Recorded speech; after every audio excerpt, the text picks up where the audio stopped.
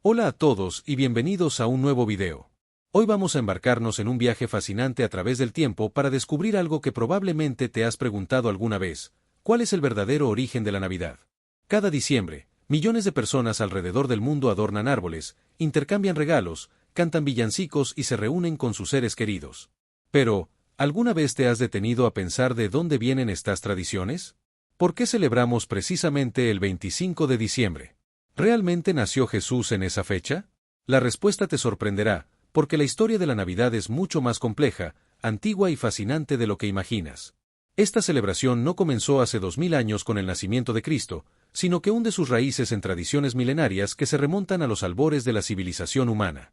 En este video exploraremos los orígenes paganos de la Navidad, las antiguas festividades del solsticio de invierno, cómo el cristianismo adoptó y transformó estas tradiciones, y cómo cada uno de los elementos que asociamos con la Navidad moderna tiene una historia propia y sorprendente. Prepárate para descubrir que el árbol de Navidad tiene orígenes en rituales druídicos, que Papá Noel desciende de chamanes siberianos y dioses nórdicos, que el intercambio de regalos proviene de las Saturnales romanas, y que el 25 de diciembre fue elegido estratégicamente por la Iglesia para competir con festivales paganos. Así que ponte cómodo, porque este viaje nos llevará desde las cuevas prehistóricas hasta las celebraciones victorianas, pasando por Roma, Escandinavia y prácticamente todos los rincones del mundo antiguo. Al final de este video, nunca volverás a ver la Navidad de la misma manera. Para entender el verdadero origen de la Navidad, debemos remontarnos mucho más atrás que el nacimiento de Cristo, incluso más atrás que las primeras civilizaciones. Debemos ir hasta los albores de la humanidad, cuando nuestros ancestros observaban el cielo con una mezcla de asombro y temor. El terror del sol moribundo. Imagina por un momento que vives hace 10.000 años. No existe la ciencia tal como la conocemos. No hay libros que expliquen los movimientos celestiales. No hay calendarios precisos. Todo lo que sabes es que cada día, después del verano, el sol sale un poco más tarde y se pone un poco más temprano. Los días se acortan, la oscuridad se alarga, y el frío se intensifica. Para las sociedades prehistóricas, este fenómeno no era simplemente un cambio estacional, era una amenaza existencial. El sol, ese disco dorado que proporcionaba calor, luz y vida, parecía estar muriendo. Cada día era más débil, más lejano, más pálido. Los campos se volvían estériles, los animales escaseaban, y el hambre acechaba. ¿Y si el sol nunca volviera? ¿Y si esta vez la oscuridad fuera permanente? Este terror primordial está grabado en el ADN cultural de la humanidad. Nuestros ancestros no sabían que la Tierra se inclinaba sobre su eje mientras orbitaba el Sol. No entendían que este acortamiento de los días era temporal y cíclico. Para ellos, cada invierno era potencialmente el último. El milagro del solsticio. Pero entonces ocurría el milagro. Alrededor del 21 de diciembre en el hemisferio norte, algo extraordinario sucedía: el Sol dejaba de retroceder. Durante 3 días, parecía detenerse en el mismo punto del horizonte, como si estuviera peleando una batalla cósmica contra las fuerzas de la oscuridad. Y después, en el tercer día, el sol resucitaba. Comenzaba a salir más temprano, los días empezaban a alargarse nuevamente. La luz había vencido a la oscuridad. La vida triunfaba sobre la muerte. Este momento, conocido como el solsticio de invierno, se convirtió en el evento más importante del año para prácticamente todas las culturas antiguas del hemisferio norte. Era el punto de inflexión cósmico, el momento en que la muerte se transformaba en renacimiento. Celebraciones prehistóricas. Las evidencias arqueológicas sugieren que nuestros ancestros celebraban el solsticio de invierno desde tiempos inmemoriales. Monumentos megalíticos como Stonehenge en Inglaterra y Newgrange en Irlanda fueron construidos específicamente para alinearse con el sol del solsticio de invierno. En Newgrange, un monumento que data del 3200 AC, más antiguo que las pirámides de Egipto, existe un pasaje diseñado de tal manera que solo en el amanecer del solsticio de invierno, un rayo de luz solar penetra por un pequeño orificio e ilumina la cámara interior. Durante 17 minutos, la luz llena ese espacio sagrado, simbolizando el renacimiento del sol y la promesa del retorno de la primavera. Imagina la planificación, el esfuerzo y la fe que requirió construir un monumento así. Esto no era simplemente un calendario, era un templo, un lugar donde la humanidad se conectaba con las fuerzas cósmicas que gobernaban su existencia. La universalidad de la celebración invernal. Lo fascinante es que esta celebración no se limitaba a una sola cultura o región. Desde Escandinavia hasta Persia, desde China hasta México, prácticamente todas las civilizaciones antiguas desarrollaron festivales para marcar el solsticio de invierno. Esta universalidad nos dice algo profundo sobre la naturaleza humana. Enfrentados a la misma realidad cósmica, al mismo ciclo de luz y oscuridad, nuestros ancestros en todo el mundo llegaron a conclusiones similares. Este momento debía ser celebrado, honrado, sacralizado.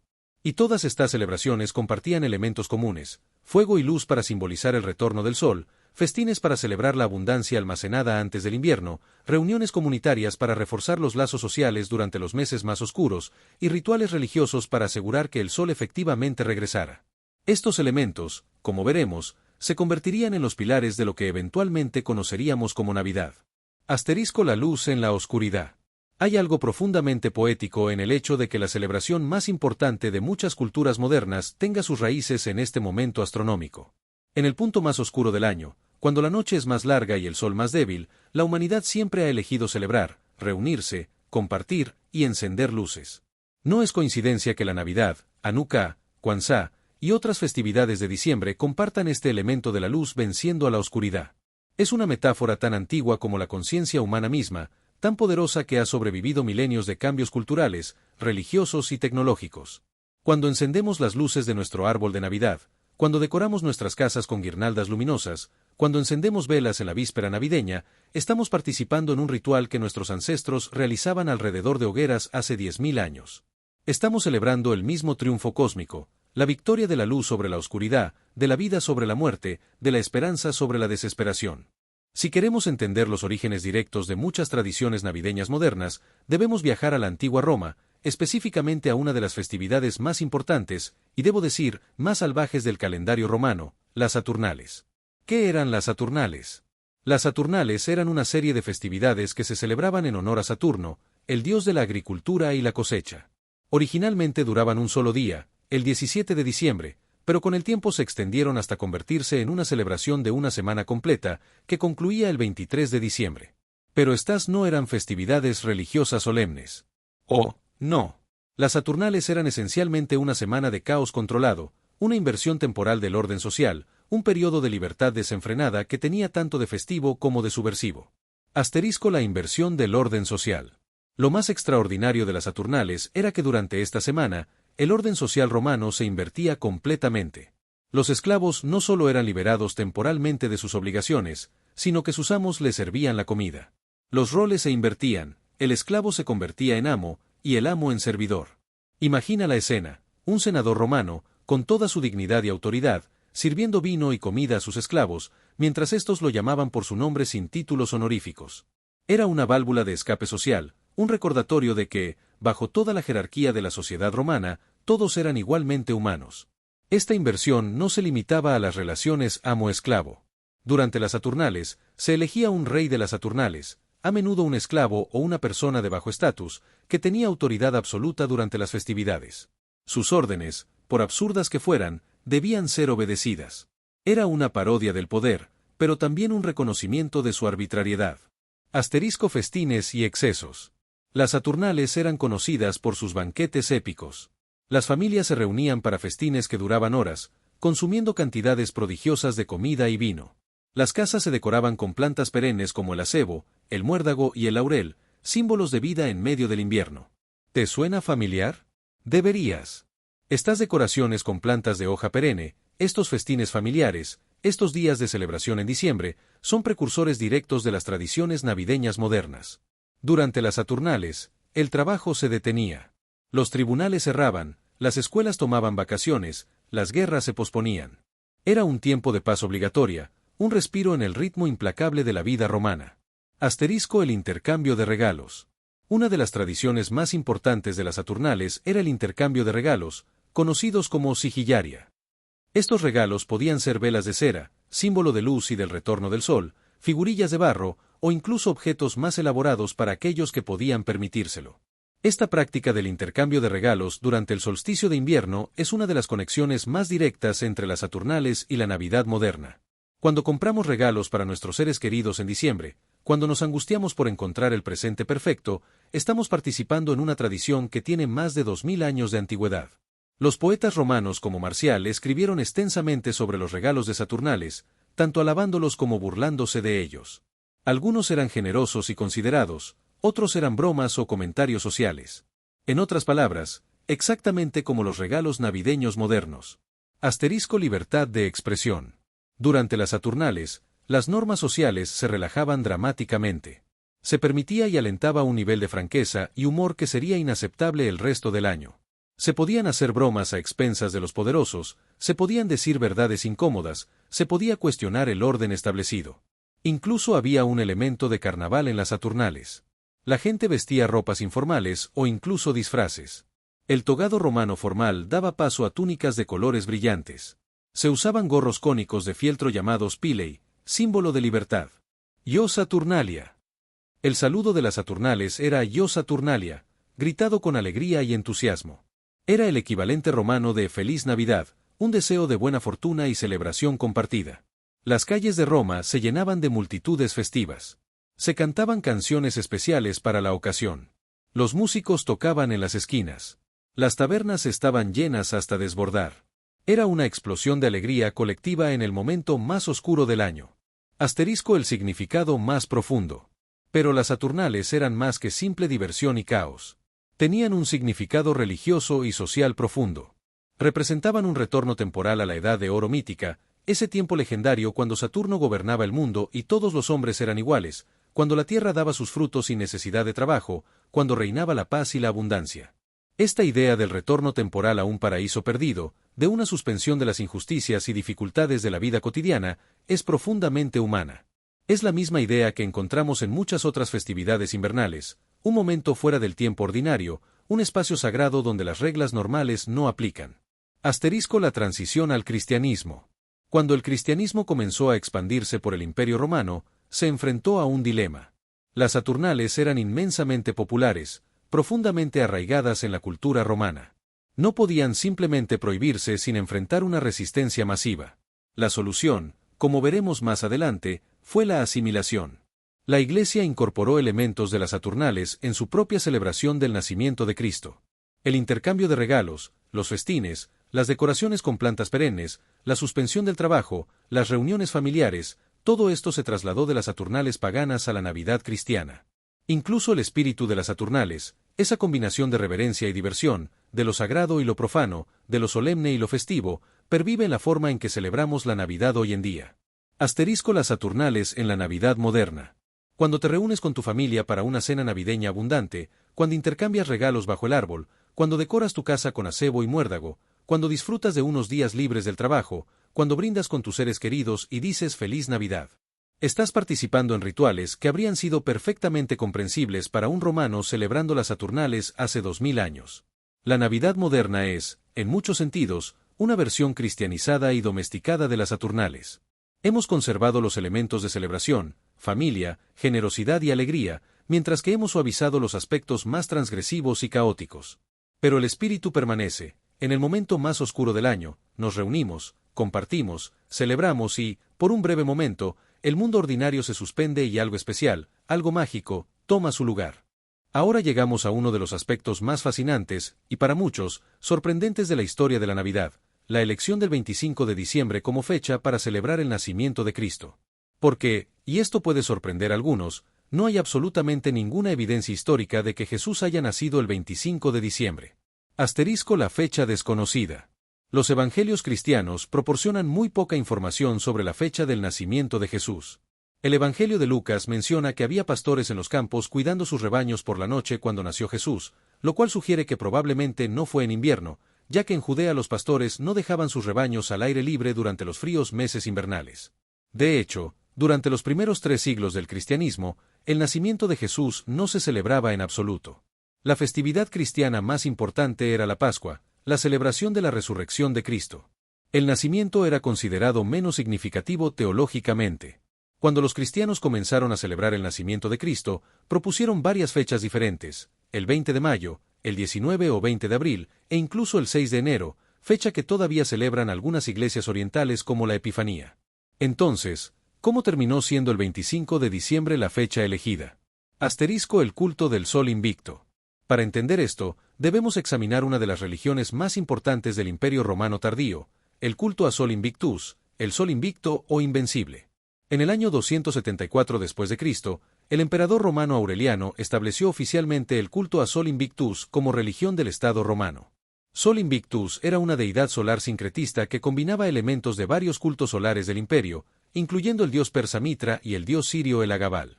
Aureliano proclamó el 25 de diciembre como la fecha del nacimiento de Sol Invictus, específicamente el día después del solsticio de invierno según el calendario juliano entonces en uso. Era el Dies Natalis Solis Invicti, el día del nacimiento del Sol Invencible. ¿Por qué esta fecha? Porque alrededor del 25 de diciembre, 3 o 4 días después del solsticio de invierno, el movimiento del Sol hacia el norte se hace notoriamente evidente. Los días claramente comienzan a alargarse. El Sol ha renacido después de su muerte invernal. Asterisco la competencia religiosa. En el siglo IV, cuando el cristianismo estaba comenzando a ganar tracción como una fuerza significativa en el Imperio Romano, existía una intensa competencia entre varias religiones. El cristianismo, el mitraísmo, el culto a Sol Invictus y otras religiones mistéricas competían por adherentes. El culto a Sol Invictus era particularmente popular, especialmente entre los soldados y las clases altas. Su festival del 25 de diciembre era una celebración importante, que incluía procesiones, ofrendas y festividades públicas. Para los líderes cristianos de la época, esto presentaba tanto un desafío como una oportunidad. ¿Cómo podían competir con una festividad tan popular y arraigada? Asterisco la estrategia de cristianización. La solución fue brillantemente estratégica. Si no puedes vencer a una festividad pagana, cristianízala. Alrededor del año 336 después de Cristo, la primera referencia clara al 25 de diciembre como fecha de celebración del nacimiento de Cristo aparece en un calendario romano. No fue una coincidencia. Fue una decisión deliberada de la Iglesia para establecer una festividad cristiana que pudiera competir con, y eventualmente reemplazar, el Festival de Sol Invictus. La lógica teológica también era convincente. Cristo era frecuentemente llamado Sol de Justicia y Luz del Mundo en los textos cristianos. ¿Qué mejor manera de representar el nacimiento de la luz espiritual del mundo que en la fecha del nacimiento del Sol físico? Esta no fue la primera ni la última vez que la Iglesia adoptó esta estrategia. A lo largo de la historia, el cristianismo ha demostrado una notable capacidad para absorber, adaptar y transformar elementos de las religiones que buscaba reemplazar. Asterisco la justificación teológica. Los padres de la Iglesia desarrollaron elaboradas justificaciones teológicas para la fecha del 25 de diciembre. Algunos argumentaron que Jesús fue concebido en la fecha de su muerte, que tradicionalmente se celebraba el 25 de marzo. Si añades 9 meses a esa fecha, llegas al 25 de diciembre. Otros argumentaban que la fecha era simbólicamente apropiada. Así como el sol físico renace en el solsticio de invierno, el sol espiritual, Cristo, nació en la misma época del año. Estas justificaciones, por ingeniosas que fueran, eran post facto. La realidad es que el 25 de diciembre fue elegido por razones prácticas y estratégicas, no por evidencia histórica del nacimiento real de Jesús. Asterisco la síntesis solar cristiana. Lo fascinante es cómo el simbolismo solar se integró completamente en la teología cristiana de la Navidad. Los himnos navideños están llenos de imágenes de luz venciendo a la oscuridad. Los servicios de la víspera de Navidad frecuentemente incluyen procesiones de velas. El arte cristiano tradicional a menudo representa a Cristo con un halo solar. Esta fusión de lo solar y lo cristiano no fue accidental. Fue el resultado de siglos de sincretismo religioso, un proceso mediante el cual elementos de diferentes tradiciones religiosas se mezclan y fusionan. Asterisco la controversia histórica. Este origen del 25 de diciembre ha sido controversial durante siglos.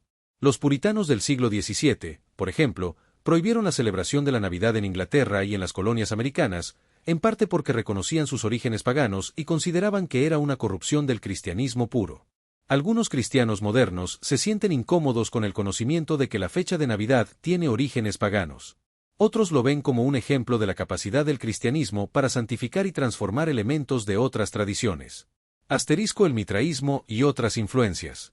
Vale la pena mencionar que el culto a Mitra, otra religión importante en el Imperio Romano, también celebraba el nacimiento de Mitra el 25 de diciembre.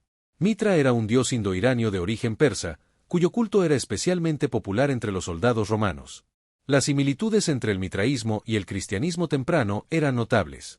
Ambos incluían un bautismo ritual, una comida sagrada y un énfasis en la vida después de la muerte. Los críticos del cristianismo en la época señalaban estas similitudes como evidencia de que el cristianismo no era único sino simplemente otra religión mistérica. La Iglesia respondió argumentando que estas similitudes eran obra del diablo, quien había creado imitaciones del cristianismo verdadero para confundir a la gente. Una explicación conveniente, aunque no históricamente satisfactoria. Asterisco el legado de Sol Invictus.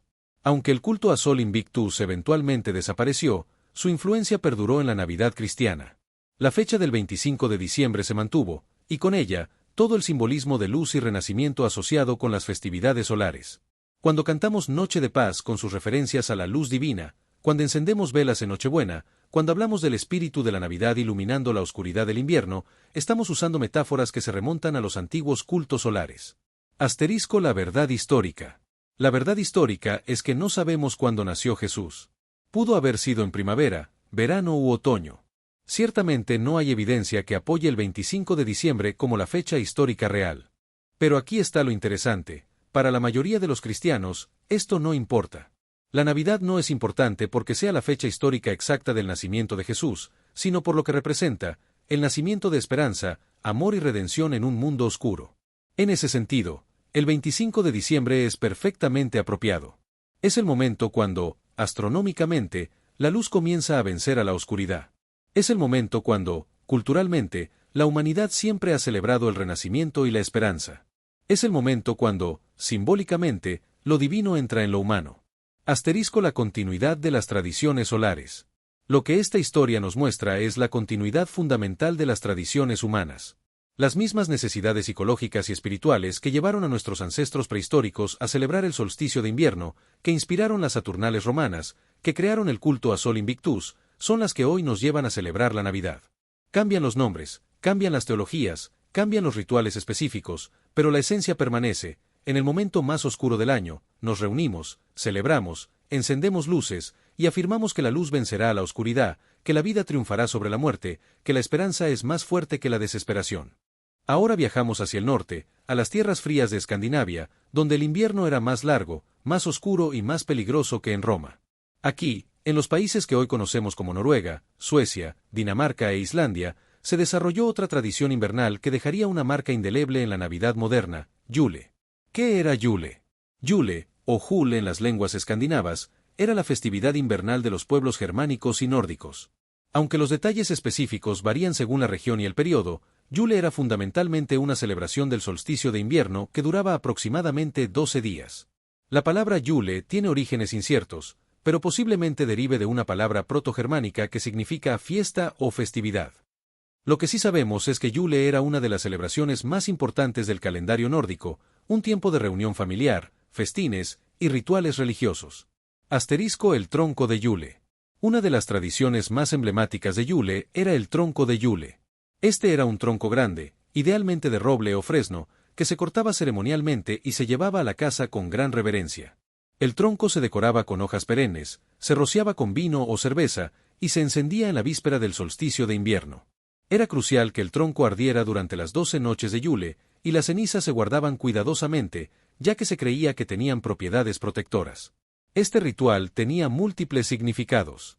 El fuego representaba al sol, cuyo renacimiento se celebraba. La luz y el calor del tronco ardiente ahuyentaban tanto el frío físico del invierno como las fuerzas oscuras y espíritus malignos que se creía que acechaban durante el solsticio. En algunas regiones, se guardaba un pedazo del tronco de Yule para encender el tronco del año siguiente, creando una continuidad de fuego sagrado que unía los años. Esta tradición sobrevive hoy en la costumbre de quemar un tronco especial en Navidad, y por supuesto, en el postre navideño francés llamado bûche de Noël o tronco de Navidad. Asterisco el jabalí de Yule. Otro elemento central de las celebraciones de Yule era el sacrificio y consumo de un jabalí. El jabalí estaba asociado con Freyr, el dios nórdico de la fertilidad, la prosperidad y el clima favorable. En muchas comunidades, se criaba un jabalí especialmente para el sacrificio de Yule. Durante el festín de Yule, los participantes juraban juramentos solemnes sobre la cabeza o los colmillos del jabalí. Estos juramentos de jabalí se consideraban sagrados e inquebrantables. Podían ser promesas de hazañas heroicas, planes para el próximo año o compromisos importantes. Esta tradición nos recuerda que Yule no era simplemente una celebración hedonista. Era también un momento de reflexión, de hacer promesas, de planificar el futuro. En cierto sentido, era precursor de nuestras modernas resoluciones de Año Nuevo. El festín del jabalí de Yule eventualmente se transformó en la tradición de comer jamón o cerdo en Navidad, una costumbre que persiste en muchos países del norte de Europa y más allá. Asterisco los espíritus de la naturaleza. Los pueblos nórdicos creían que durante Yule, el velo entre el mundo humano y el mundo espiritual se adelgazaba. Los espíritus de la naturaleza, los elfos, y otros seres sobrenaturales estaban más activos y más visibles durante este tiempo. Se dejaban ofrendas de comida y bebida para estos espíritus. Se tomaban precauciones especiales para no ofenderlos. En algunas regiones, se creía que los espíritus de los ancestros regresaban durante Yule para visitar sus antiguos hogares. Esta creencia en la actividad sobrenatural durante el solsticio de invierno tiene paralelos en muchas culturas. Los celtas tenían creencias similares durante su festival de Samhain. Incluso en la tradición cristiana, la temporada de Navidad está llena de referencias a ángeles, visitaciones divinas y eventos milagrosos. La cacería salvaje. Una de las tradiciones más aterradoras asociadas con Yule era la cacería salvaje. Según la mitología nórdica, durante las noches de Yule, el dios Odín lideraba una cacería fantasmal a través de los cielos. Esta procesión espectral incluía guerreros muertos, espíritus y criaturas sobrenaturales. Se movían a través del cielo nocturno con un rugido de trueno y viento, cazando almas o simplemente pasando en su viaje eterno. Ver la cacería salvaje era considerado un presagio de gran desgracia, posiblemente incluso de muerte. La gente se encerraba en sus casas durante las noches de Yule, evitando mirar al cielo. Si escuchaban el sonido de la cacería, debían tirarse al suelo y no moverse hasta que pasara. Esta tradición, aunque aterradora, servía un propósito social importante. Mantenía a las personas dentro de sus hogares durante las noches más frías y peligrosas del invierno, protegidas por el calor del fuego y la compañía de sus familias. El árbol sagrado.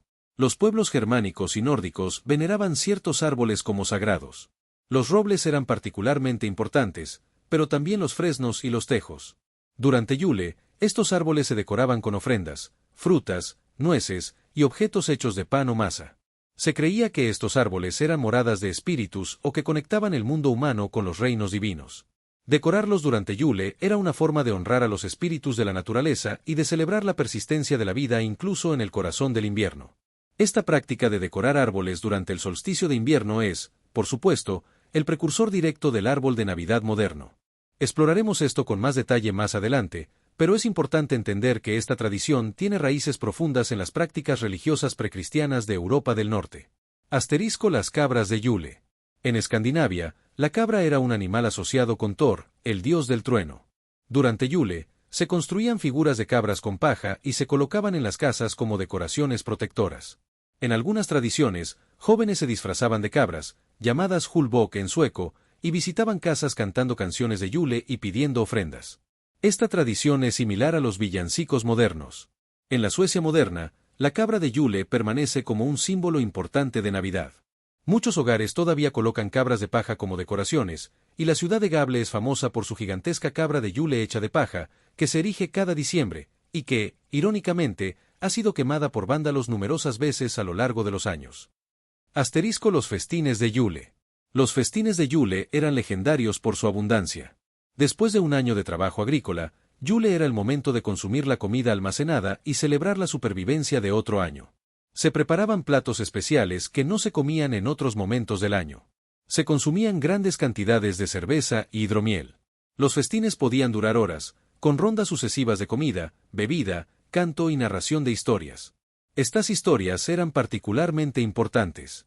Durante las largas noches de Yule, las sagas de héroes y dioses se recitaban, preservando la memoria cultural y transmitiendo valores e historias a las generaciones más jóvenes. La transición al cristianismo. Cuando el cristianismo llegó a Escandinavia, los misioneros se encontraron con la misma dificultad que habían enfrentado en Roma, no podían simplemente abolir Yule. Era demasiado importante, demasiado arraigado, demasiado amado por la gente. La solución, una vez más, fue la asimilación. Los reyes cristianos de Escandinavia declararon que Yule y Navidad serían la misma celebración. El rey noruego Håkon el Bueno, en el siglo X, es famoso por haber decretado que Yule debía celebrarse al mismo tiempo que la Navidad cristiana. Pero el nombre Yule persistió. En los países escandinavos, la Navidad todavía se llama Jul, sueco, danés, noruego, o Jol, islandés. El idioma mismo preserva la memoria de las antiguas tradiciones paganas. El legado de Yule en la Navidad moderna.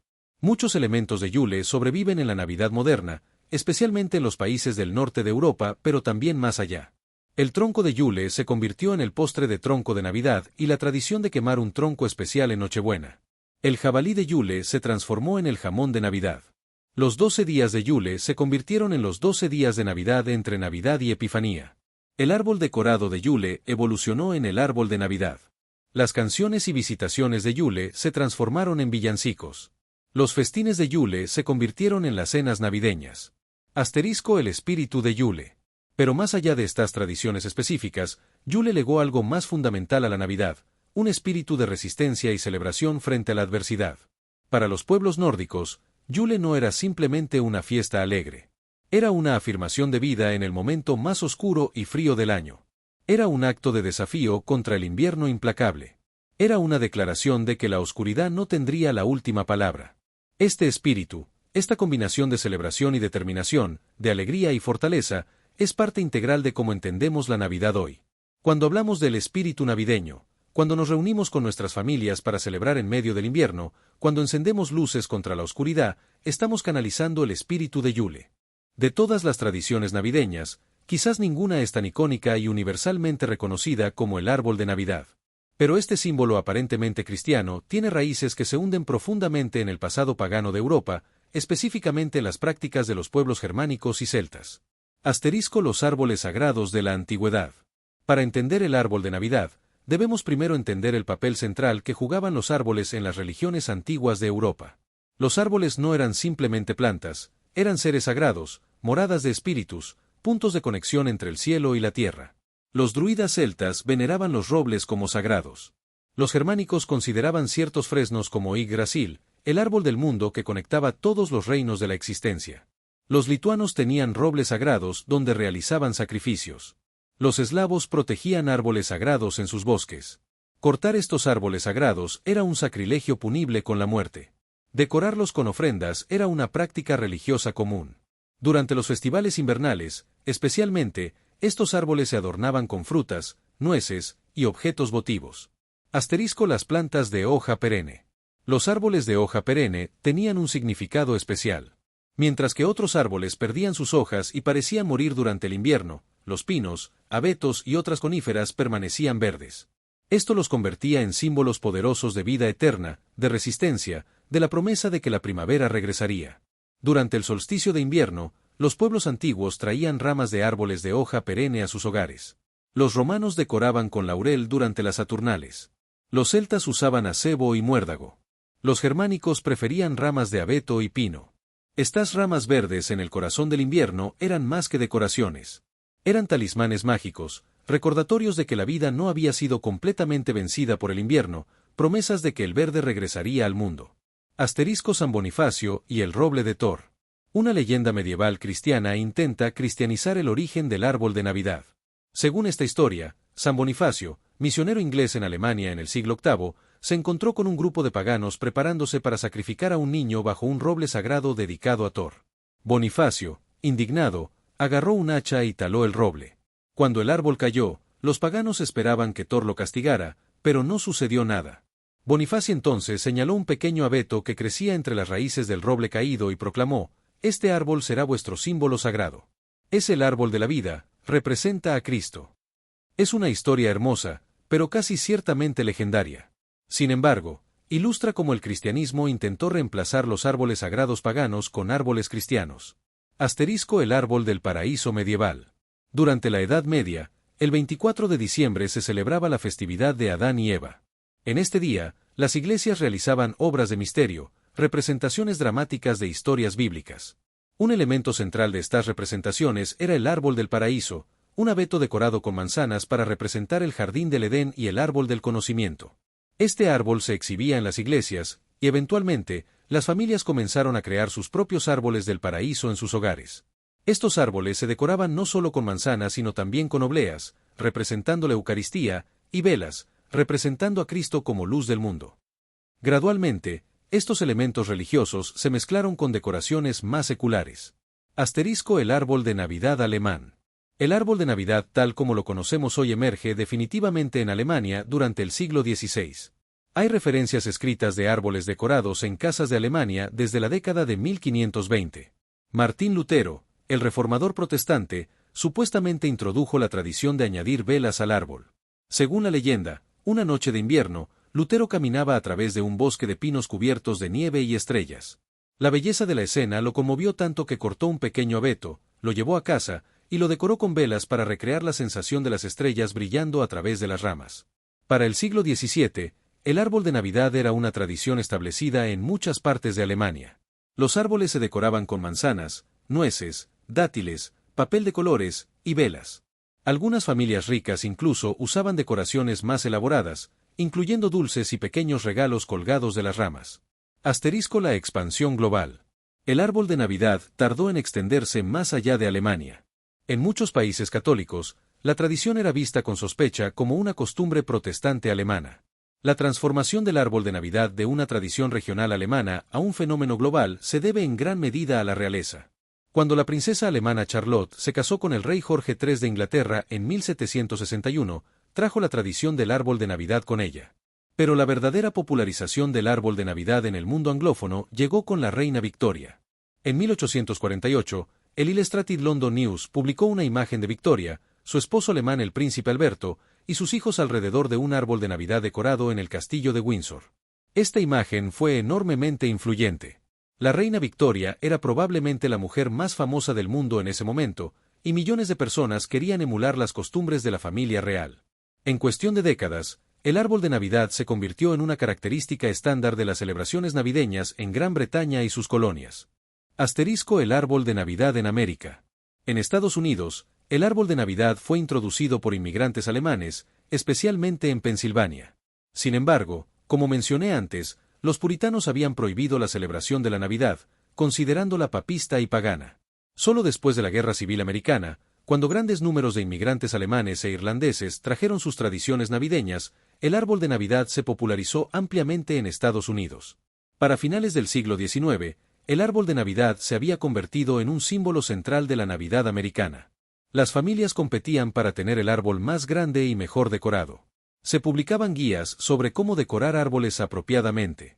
Los comerciantes comenzaron a vender decoraciones específicamente diseñadas para árboles de Navidad. Asterisco: la comercialización del árbol. El siglo XX vio la completa comercialización del árbol de Navidad. Lo que una vez fue una tradición casera se convirtió en una industria masiva. Las decoraciones pasaron de ser hechas a mano a ser producidas en masa. Las bolas de vidrio soplado de Alemania se convirtieron en los adornos estándar. Las luces eléctricas reemplazaron a las peligrosas velas. La primera exhibición de luces eléctricas en un árbol fue en 1882, por asociado de Thomas Edison. En 1923, el presidente Calvin Coolidge iluminó el primer árbol nacional de Navidad en Washington, D.C., comenzando una tradición anual que continúa hasta hoy. Los árboles artificiales aparecieron por primera vez a principios del siglo XX, hechos inicialmente de plumas de ganso teñidas de verde. Eventualmente, los materiales sintéticos produjeron árboles artificiales casi indistinguibles de los reales. Asterisco: el árbol de Navidad global. Hoy, el árbol de Navidad es verdaderamente un fenómeno global. Se erige en plazas públicas desde Tokio hasta Buenos Aires. Ciudades de todo el mundo compiten por tener el árbol de Navidad más grande o más espectacular. El árbol de Rockefeller Center en Nueva York, iluminado por primera vez en 1933, se ha convertido en un evento mediático global. El árbol de Trafalgar Square en Londres, un regalo anual de Noruega desde 1947, simboliza la gratitud noruega por la ayuda británica durante la Segunda Guerra Mundial. Incluso en países con poca o ninguna tradición cristiana, el árbol de Navidad se ha convertido en un símbolo de la temporada, aunque a menudo despojado de su significado religioso y visto simplemente como una decoración festiva de invierno. Asterisco: el significado del árbol. Entonces, ¿qué significa el árbol de Navidad? La respuesta depende de a quien le preguntes. Para los cristianos devotos, el árbol de hoja perenne representa la vida eterna ofrecida por Cristo. Las luces representan a Cristo como luz del mundo. La estrella en la cima representa la estrella de Belén. Para otros, el árbol es un símbolo de familia, de tradición, de la magia de la infancia. El acto de decorar el árbol juntos, de reunirse alrededor de él para intercambiar regalos, crea recuerdos que duran toda la vida. Desde una perspectiva histórica, el árbol de Navidad es un símbolo de la extraordinaria continuidad de las tradiciones humanas. Es un puente directo entre nuestro presente tecnológico y el pasado distante, cuando nuestros ancestros veneraban árboles sagrados en bosques oscuros.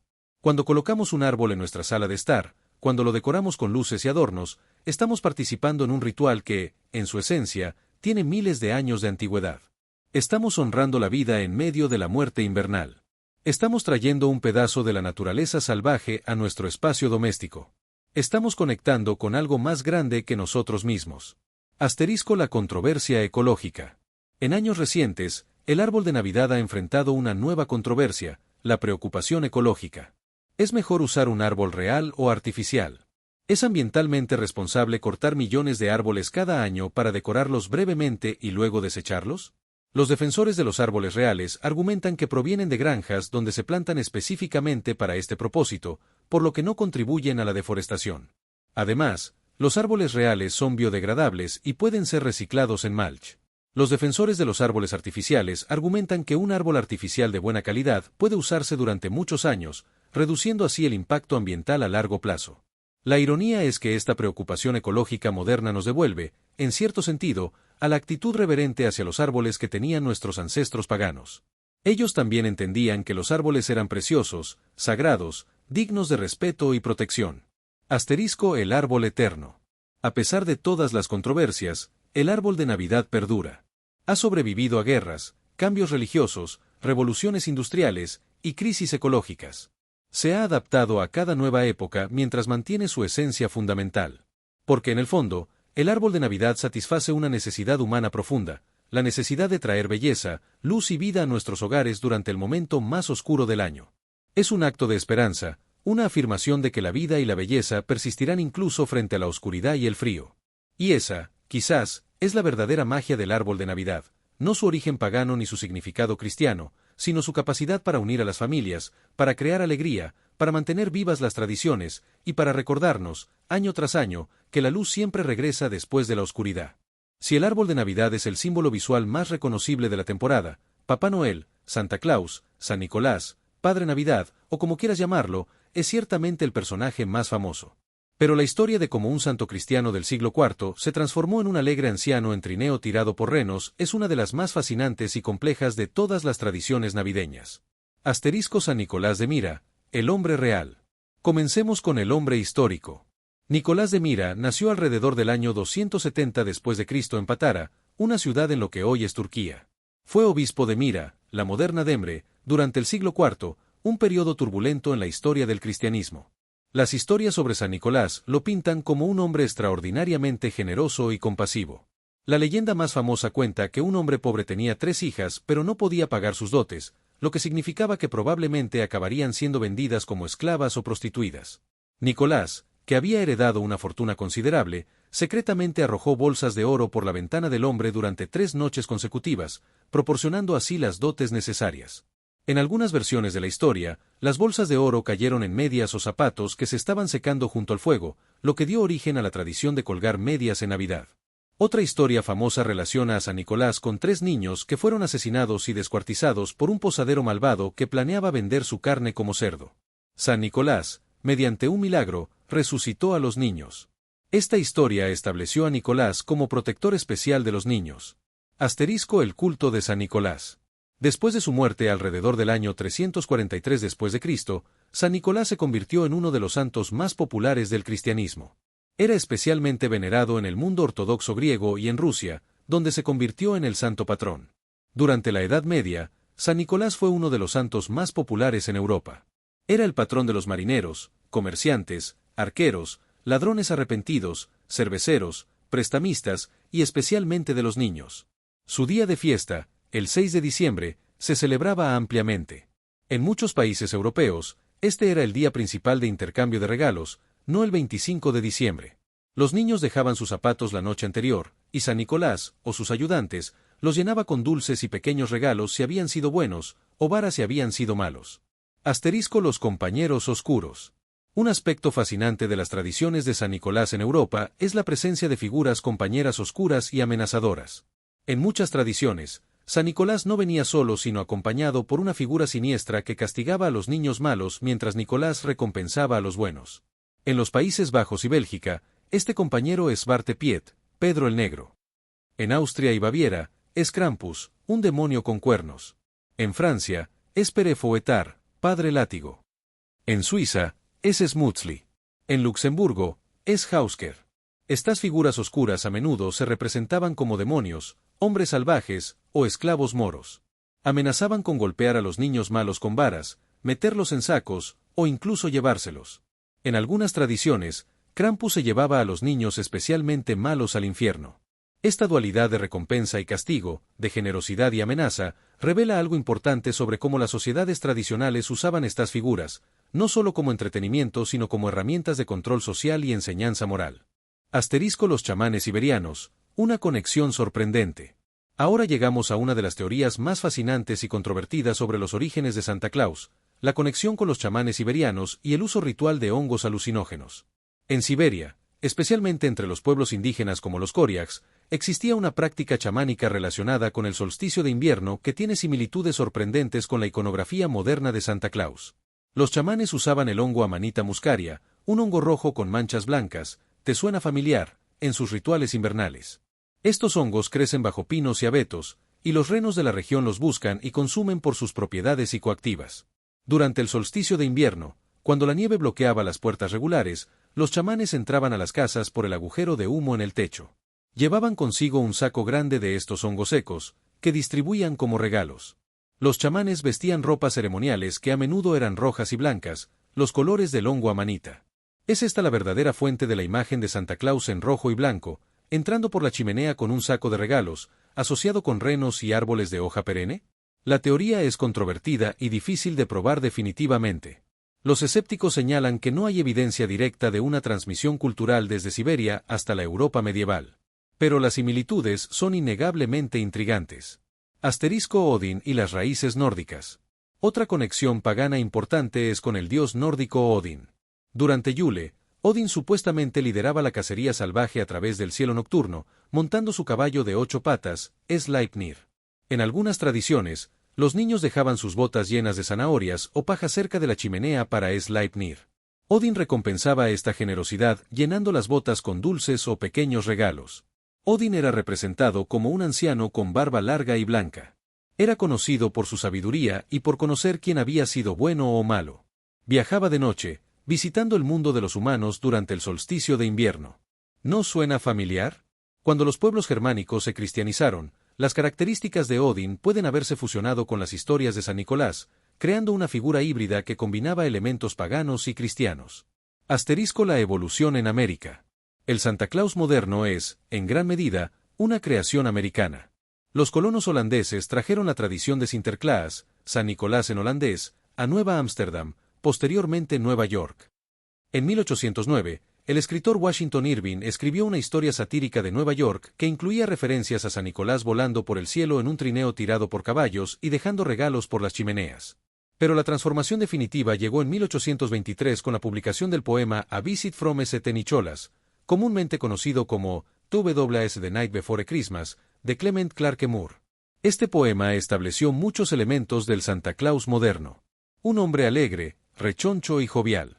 Un trineo tirado por 8 renos con nombres específicos. La entrada por la chimenea.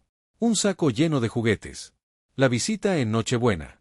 El poema fue enormemente popular y definió la imagen de Santa Claus en la imaginación americana. Asterisco: Thomas Nast y la imagen visual. Si Moore definió a Santa Claus con palabras, el caricaturista Thomas Nast lo definió visualmente. Entre 1863 y 1886, Nast creó una serie de dibujos de Santa Claus para la revista Harper's Weekly. Las ilustraciones de Nast mostraban a Santa como un hombre mayor y robusto con barba blanca completa, vestido con pieles. Nast también estableció la idea de que Santa vivía en el Polo Norte y mantenía una lista de niños buenos y malos.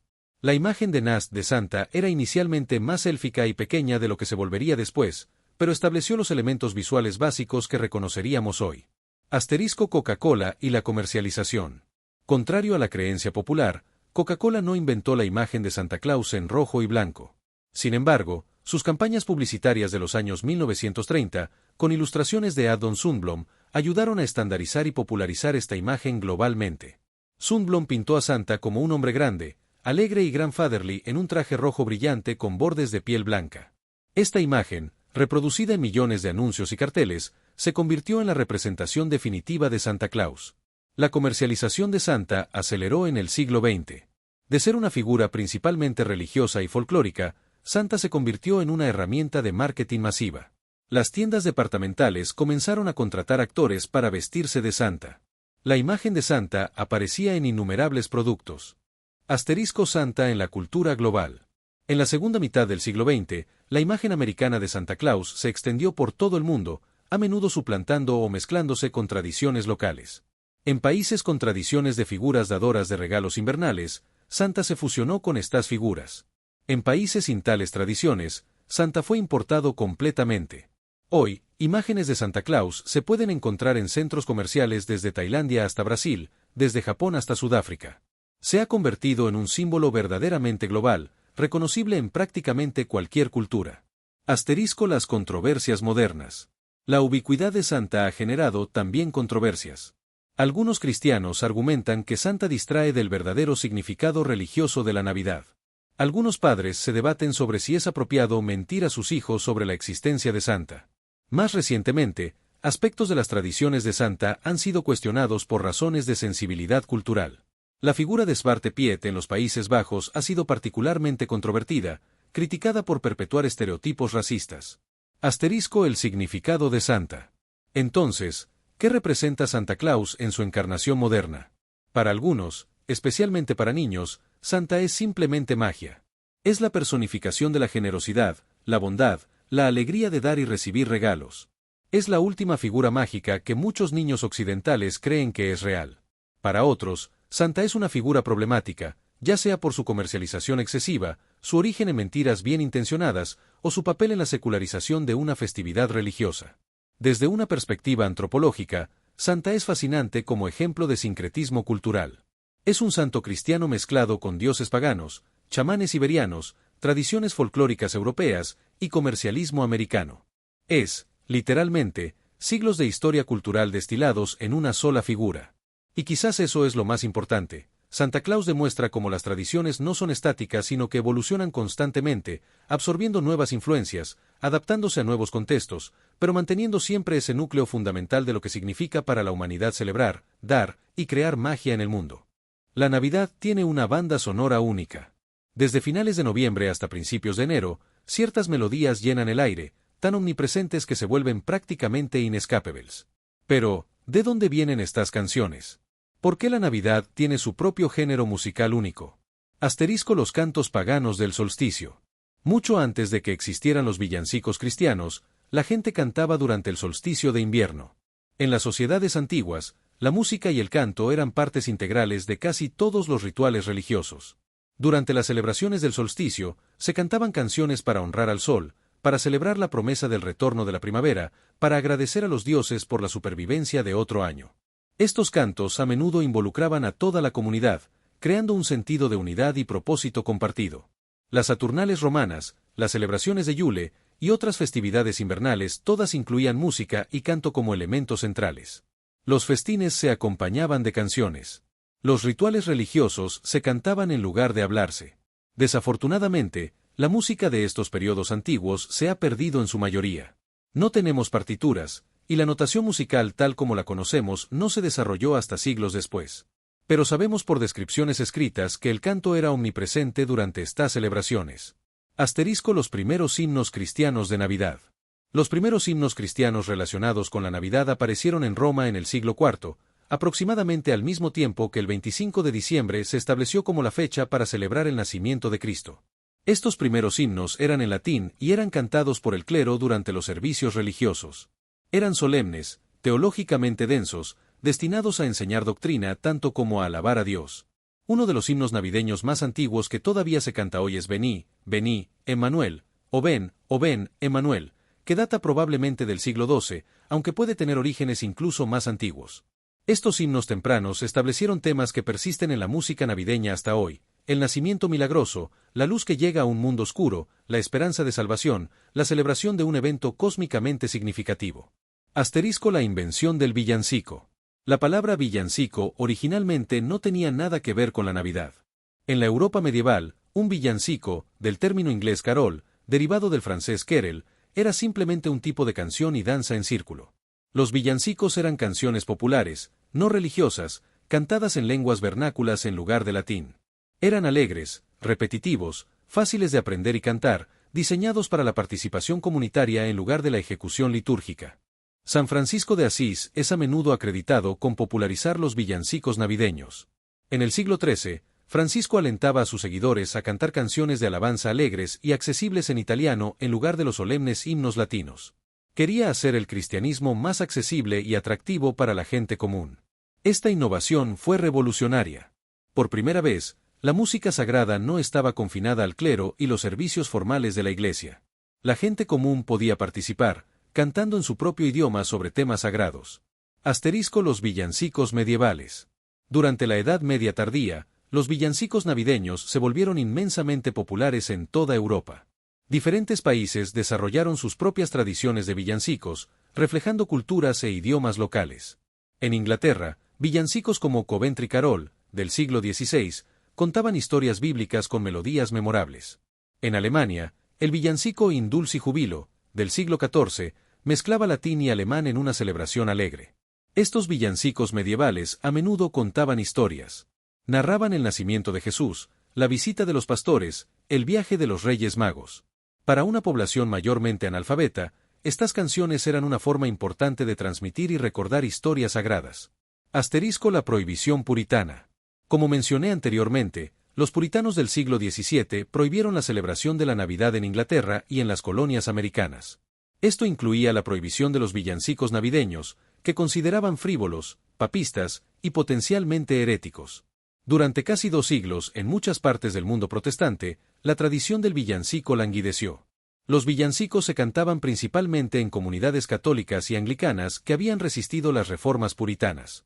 El Renacimiento victoriano. La era victoriana vio un renacimiento masivo del interés en los villancicos navideños. Los victorianos, con su nostalgia por un pasado idealizado y su amor por la tradición, redescubrieron villancicos antiguos y crearon muchos nuevos. En 1833, William Sandys publicó Christmas Carols Ancient and Modern, una colección de villancicos que reavivó el interés en estas antiguas canciones. Este libro fue enormemente influyente, inspirando a otros a coleccionar y publicar villancicos. Charles Dickens desempeñó un papel importante en la popularización de los villancicos. A Christmas Carol 1843 presenta escenas memorables de gente cantando villancicos juntos, presentando esto como una parte esencial de una Navidad apropiada. Los victorianos también crearon nuevos villancicos que se encuentran entre los más amados hoy en día. O Holy Night 1847, It Came Upon a Midnight Clear 1849 y O Little Town of Bethlehem 1868 son todos productos de esta era. La tradición del villancico de puerta en puerta. Los victorianos también popularizaron la práctica de cantar villancicos de puerta en puerta. Grupos de cantantes, a menudo de clases trabajadoras, visitarían vecindarios más ricos cantando villancicos y esperando recibir dinero, comida o bebida a cambio. Esta tradición tenía raíces en prácticas medievales como wassailing, donde grupos iban de puerta en puerta cantando y bebiendo del wassail bowl, un ponche especiado. Pero los victorianos lo formalizaron y lo conectaron específicamente con la Navidad. Cantar villancicos se convirtió en una actividad caritativa. Los grupos recolectaban dinero para los pobres o para causas religiosas. Se convirtió en una forma de construir comunidad, de conectar a ricos y pobres, de difundir el espíritu navideño. Esta tradición persiste hoy, aunque en forma modificada. En muchos países, grupos de niños o coros de iglesias todavía van de puerta en puerta cantando villancicos, a menudo recolectando para caridad. Los villancicos del siglo XX. El siglo XX vio la creación de numerosos villancicos nuevos que se han vuelto clásicos. Silent Night, compuesta en 1818 pero popularizada globalmente en el siglo XX, se convirtió quizás en el villancico más famoso del mundo. Pero el siglo XX también vio la secularización de la música navideña. Se crearon canciones que celebraban la Navidad sin contenido religioso explícito, Jingle Bells, 1857, pero popularizada en el siglo XX, Winter Wonderland 1934, White Christmas 1940, Rudolph the Red-Nosed Reindeer 1949. Estas canciones seculares se centraban en elementos no religiosos de la Navidad, nieve, Santa Claus, regalos, reuniones familiares, el espíritu general de la temporada. Permitieron que la Navidad fuera celebrada musicalmente incluso en contextos públicos y seculares. White Christmas de Bing Crosby se convirtió en el single más vendido de todos los tiempos, demostrando el poder de la música navideña para conectar con las emociones de las personas. La comercialización de la música navideña. La música navideña también se convirtió en un gran negocio. Las estaciones de radio comienzan a tocar música navideña semanas antes de la Navidad. Los artistas lanzan álbumes navideños, sabiendo que se venderán año tras año. La música navideña se volvió omnipresente en espacios comerciales. Caminas por un centro comercial en diciembre y te bombardean con versiones Muzak de Jingle Bell Rock y All I Want for Christmas Is You. Esta comercialización ha generado cierto hartazgo. Muchas personas que trabajan en retail desarrollan un intenso disgusto por la música navideña después de escuchar las mismas 20 canciones en bucle durante 6 semanas. Sin embargo, la música navideña persiste porque sirve funciones psicológicas y sociales importantes. Señala la temporada, crea ambiente, evoca nostalgia, une a las personas en una experiencia cultural compartida. Asterisco la música navideña global. Diferentes culturas han desarrollado sus propias tradiciones de música navideña. En América Latina, villancicos en español como Feliz Navidad y Los peces en el río son tradiciones queridas. En Filipinas, villancicos tagalos se cantan en las Simbang Gabi, misas de medianoche previas a Navidad. Irónicamente, algunas de las músicas navideñas más populares en culturas no cristianas son esencialmente exportaciones culturales occidentales. En Japón, donde menos del 2% de la población es cristiana, la música navideña occidental se toca extensamente en tiendas y espacios públicos durante diciembre. Asterisco el poder de la música navideña. ¿Por qué la música navideña tiene tanto poder? En parte, es el poder de la asociación. Estas canciones se conectan con recuerdos de infancia, de familia, de momentos especiales. Escuchar Silent Night puede transportarte instantáneamente a una víspera de Navidad de hace 30 años. La música navideña también funciona como un marcador temporal. En nuestra sociedad moderna donde las estaciones están cada vez más desdibujadas por el control climático y la disponibilidad de alimentos durante todo el año, la música navideña ayuda a marcar este periodo como especial, diferente, apartado del tiempo ordinario. Y hay algo en esas melodías específicas, esas progresiones de acordes, que parece capturar algo universal sobre este tiempo del año. Ya sea la melancolía esperanzada de O Holy Night, la alegría infantil de Jingle Bells, o la nostalgia agridulce de E.A.J. Home for Christmas, estas canciones expresan emociones complejas que muchos de nosotros sentimos pero luchamos por articular. El Belén o pesebre, esa representación del nacimiento de Jesús con María, José, el niño en un pesebre, pastores, animales y los Reyes Magos, es uno de los símbolos navideños más reconocibles y queridos. Pero, ¿cómo comenzó esta tradición? Asterisco la historia en los Evangelios. Primero, examinemos lo que realmente dicen las fuentes bíblicas. Las historias del nacimiento de Jesús aparecen solo en 2 de los 4 evangelios canónicos, Mateo y Lucas.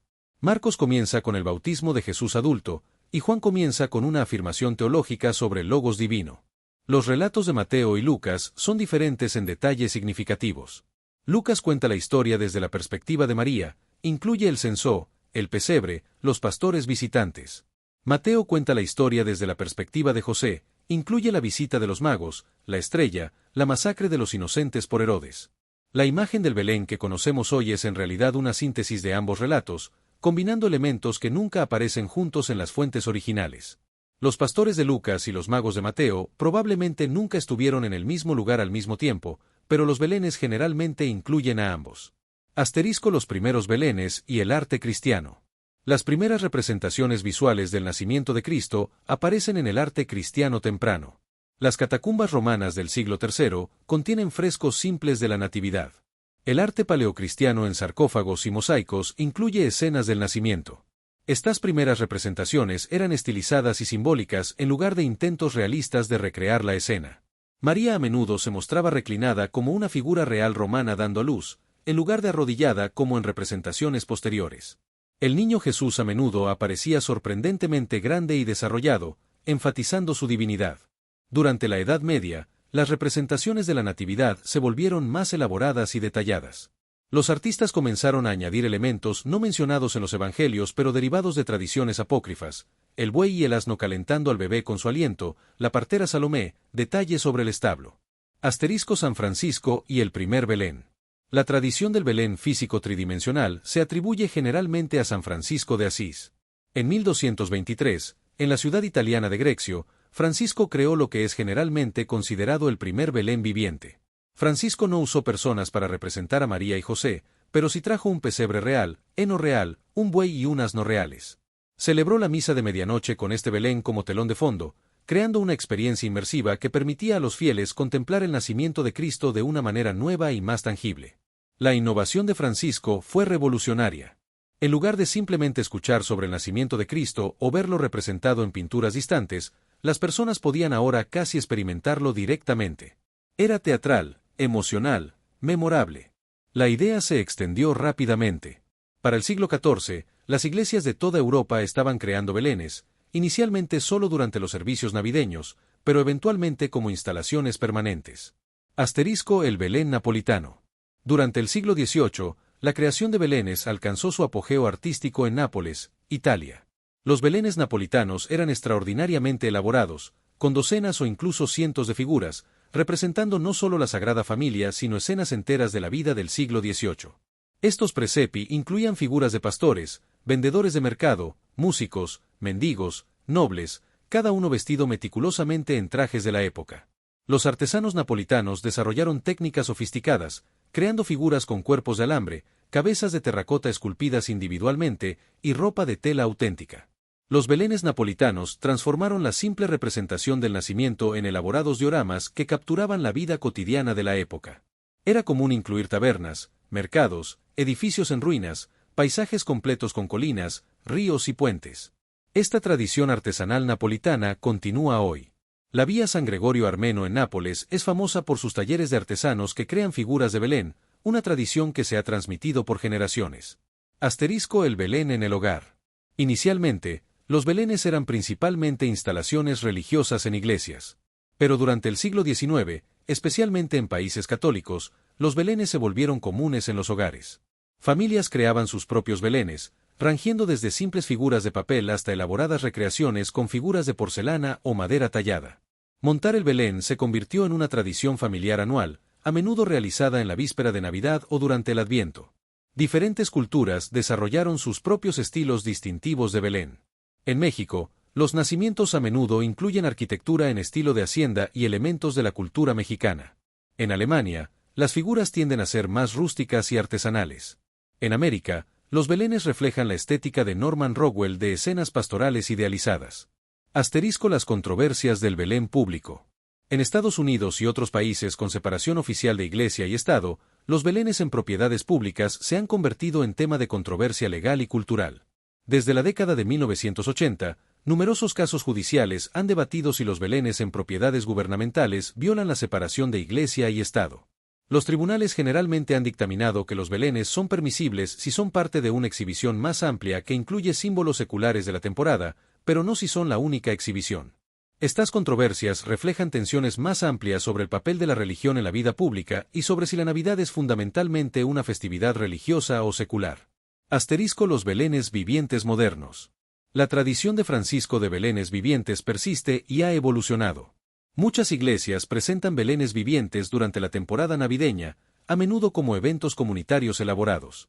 Algunos de estos son producciones modestas con congregantes vestidos en trajes simples de Oriente Medio.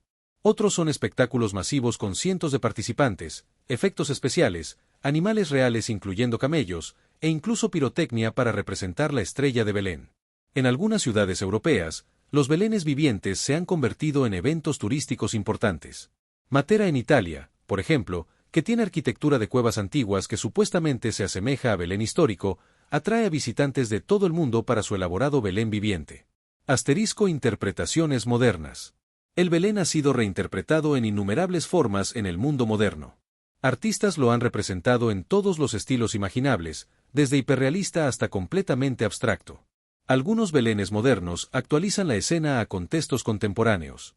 Hay belenes que muestran a la Sagrada Familia como refugiados modernos, belenes ambientados en barrios urbanos, belenes que enfatizan temas de justicia social. Estas reinterpretaciones a menudo son controvertidas, acusadas de trivializar o politizar una escena sagrada.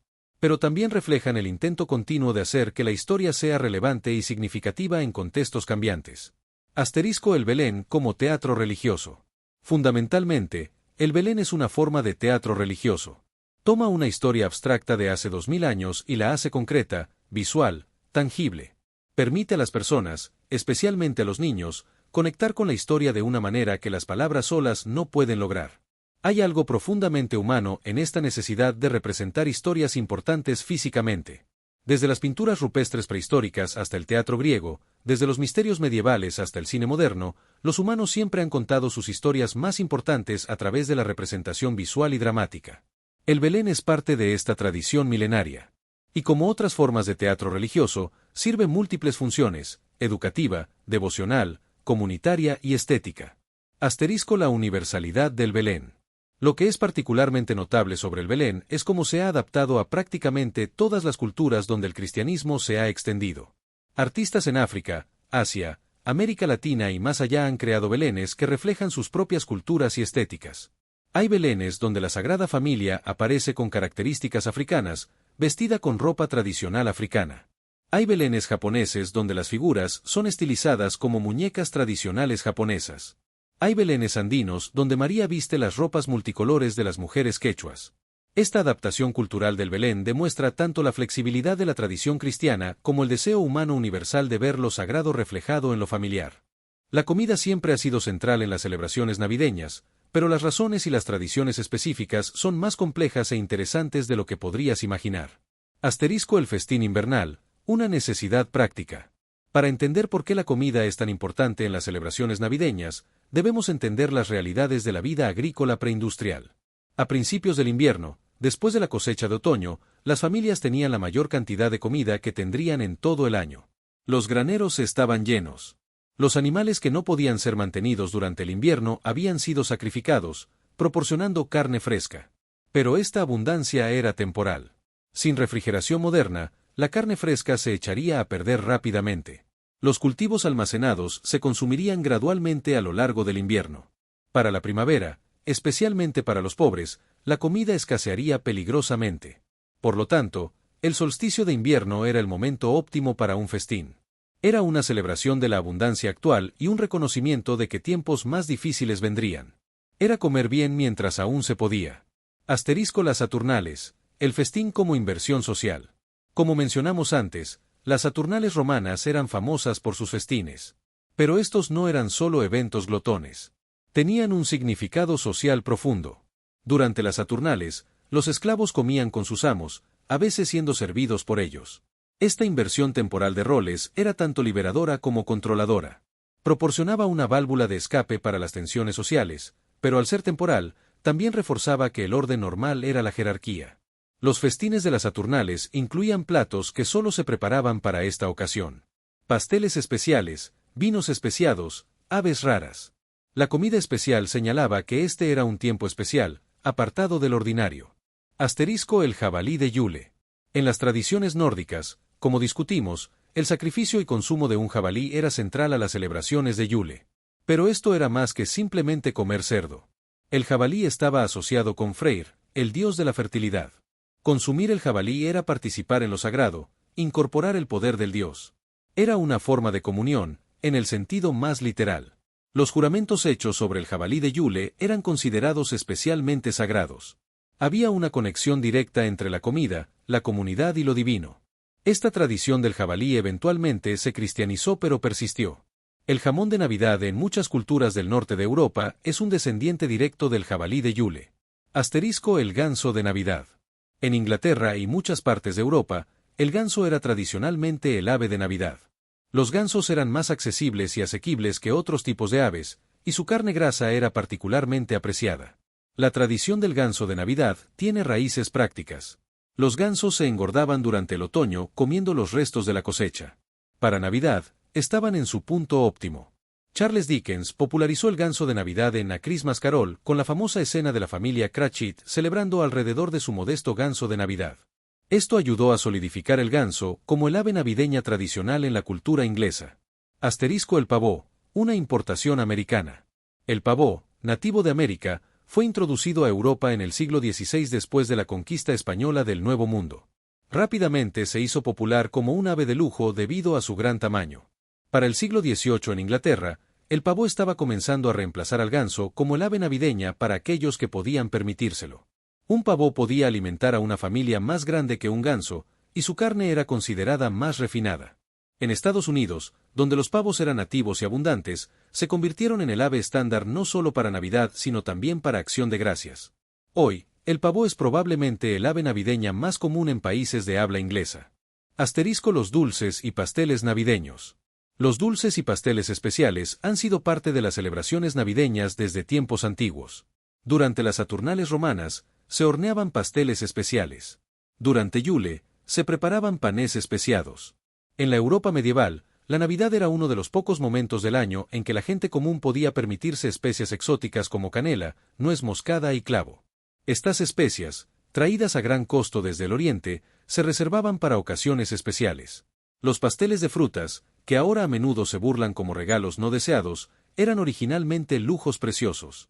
Estaban llenos de frutas secas importadas, nueces, especias y a menudo alcohol. Podían durar meses, y preparar un pastel de frutas para Navidad era un proyecto que comenzaba en otoño.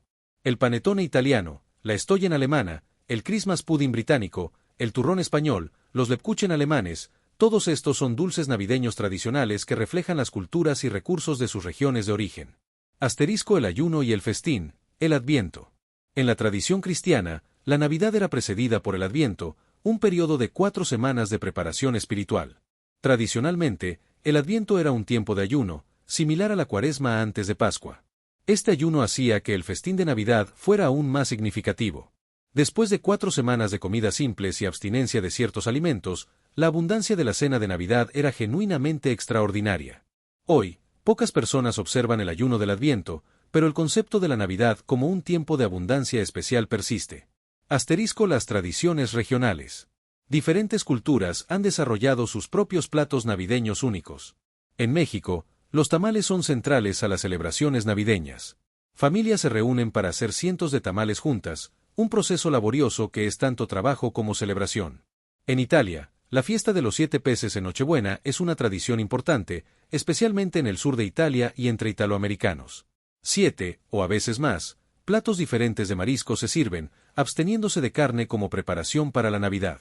En Japón, KFC se ha convertido en la comida navideña tradicional debido a una brillante campaña de marketing en los años 1970. Millones de japoneses ahora reservan su KFC de Navidad con semanas de anticipación. En Filipinas, el Nochebuena es una gran cena de medianoche después de la Misa del Gallo, que incluye platos como lechón, cerdo asado, queso de bola y jamón glaseado. Cada una de estas tradiciones refleja no solo la cultura local, sino también la historia de cómo la Navidad fue adoptada y adaptada en diferentes contextos. Asterisco la comida como comunidad. Lo que todas estas tradiciones alimenticias tienen en común es que la comida sirve como un punto focal para la reunión comunitaria y familiar. La comida es el pretexto y el medio para que las personas se reúnan. Preparar una gran comida de Navidad es laborioso.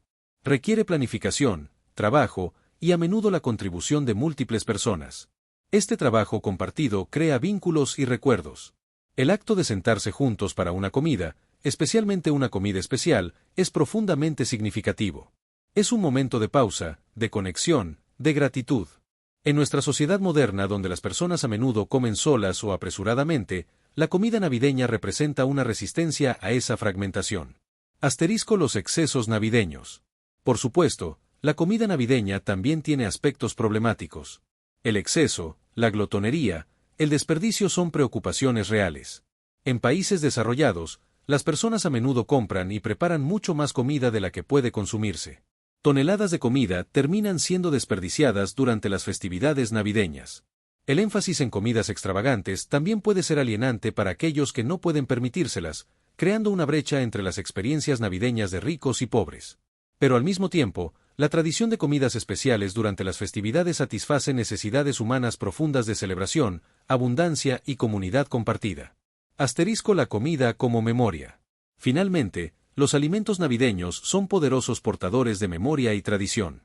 El olor de ciertas especias, el sabor de ciertos platos, pueden instantáneamente transportarnos a navidades pasadas, a cocinas de infancia, a personas que ya no están con nosotros. Las recetas se transmiten de generación en generación.